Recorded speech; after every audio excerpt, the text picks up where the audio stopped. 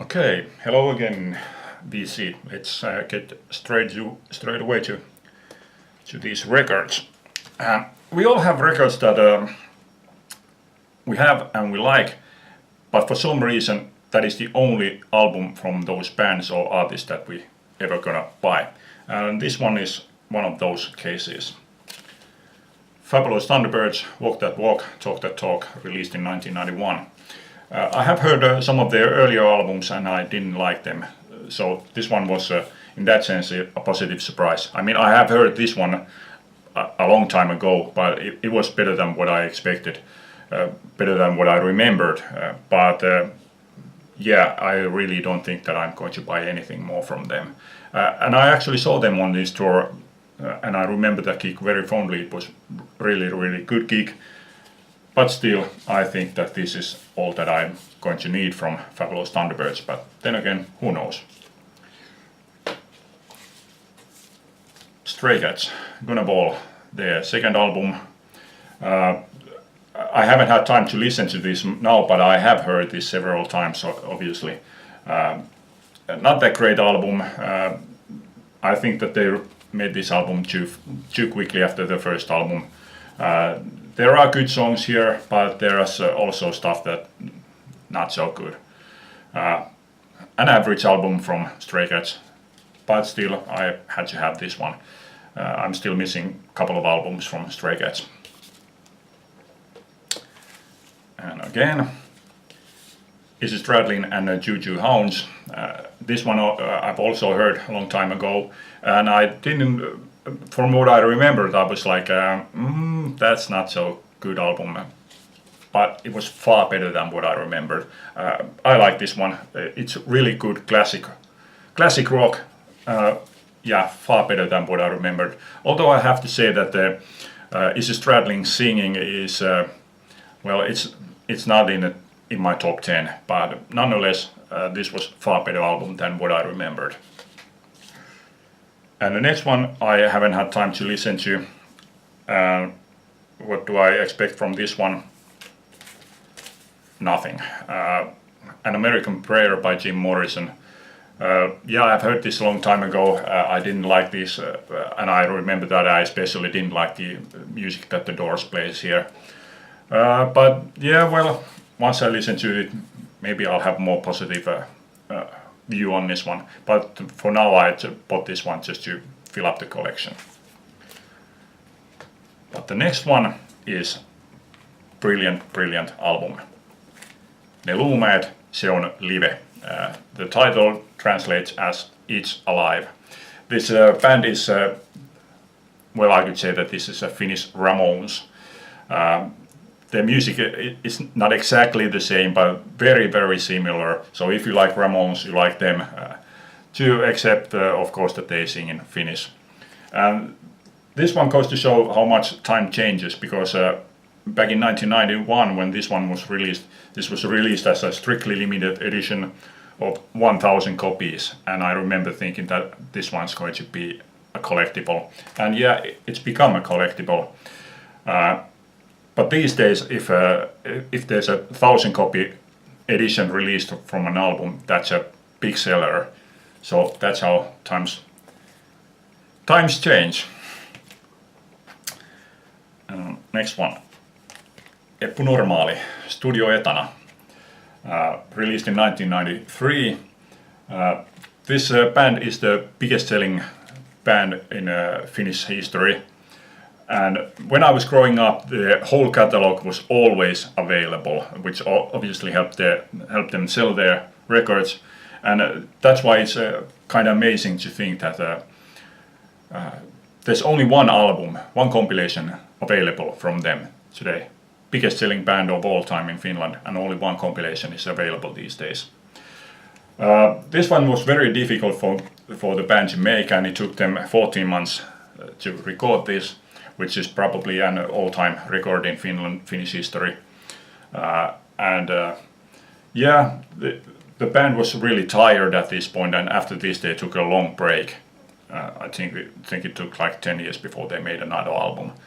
And the tiredness can be heard on this album. Yeah, I would say that there are good songs here, but some of the songs really sound like they're tired.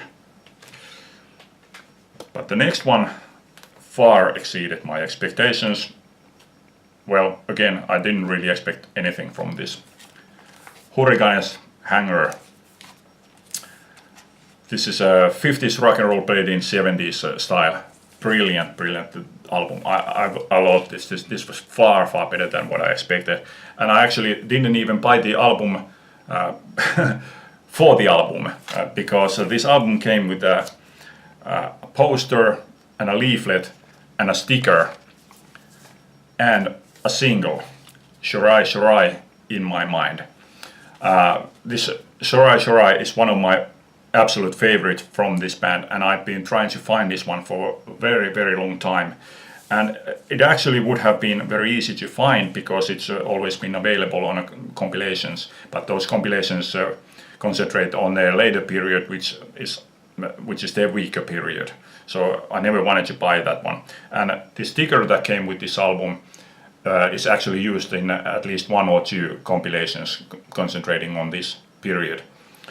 So yeah, I was absolutely thrilled to get this one. The album was far better than what I expected, and these both came on green vinyl.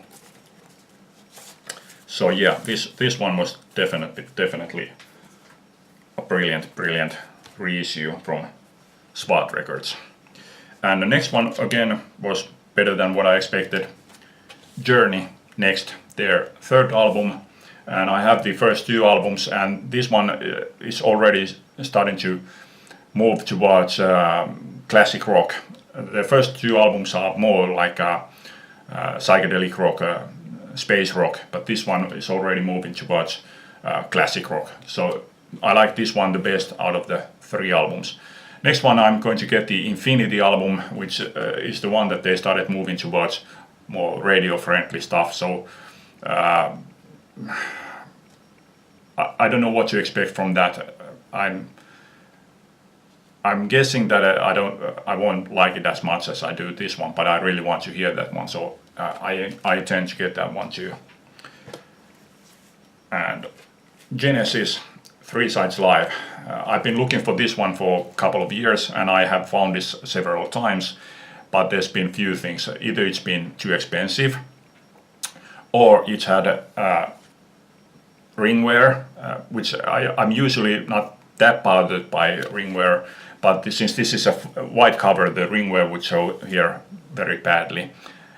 And the third thing was that if I found it in good condition and in good price, it had 4 sides live, and I wanted this one, which has the side D is studio recordings here. So yeah, brilliant find, and this one only cost me 10 euros, so for a double album, very reasonable price. One thing that I have to ask if anybody knows here, that did this album originally came in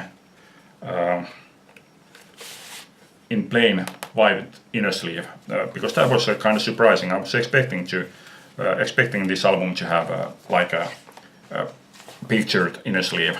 So if anybody knows that, let me know, so I may be looking for another copy of that one. And David Bowie, The Man Who Sold the World. I heard this album a long time ago, but I didn't remember anything else from this other than that I like the song The Superman. Well, obviously the title track, but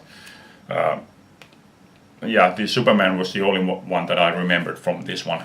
I like this one.